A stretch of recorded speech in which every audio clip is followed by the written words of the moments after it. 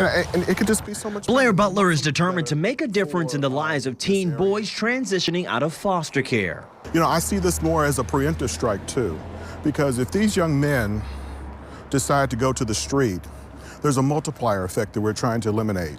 Blair Butler worked with a number of foster kids during his more than 25-year tenure at Jefferson County Public Schools. Now retired, the Weston native has found a new mission. The goal is to change the trajectory of young men right now who are aging out of foster care. I mean, there was just a piece on NPR this morning out of Kansas City, how so many of them at the age of 18 have no idea which way to go. To do that, Butler co-founded Lovey's House, named after his great-great-grandmother. He created a master plan to help put teen boys on a path to success. I have pictures in the book of how they were all rented According out. to Kentucky Youth Advocates, only 64% of foster children secure stable housing once they transition out of care. Butler plans to build affordable housing dorms at his family-owned property here on 32nd and Greenwood Avenue. I did not want to turn it over to another liquor store or something that would not benefit the neighborhood. Butler notes there was a hustle and bustle in this area that has since been replaced by dilapidation and crime. His goal is to get a roof over the teens' heads and begin to help them develop vital skills needed to succeed as an adult.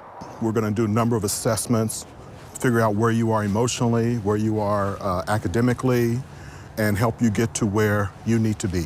You're not only helping these boys transition into real life out of foster care, you're also allowing the community to kind of wrap their arms around these boys and integrate them into what their efforts are and just what the community looked like when you were a kid, right? True. And then also, for any young people that want jobs, here's an opportunity right here in your neighborhood. Butler plans to open a laundromat and coffee shop on the property, which will be open to the public. It will also double as an employment opportunity for the young men in the program. According to data, only 33% of foster teens in Kentucky are able to get a full or part-time job by age 21. To help with that aspect of Lovey's House, Butler is selling his home here on Dumino Avenue.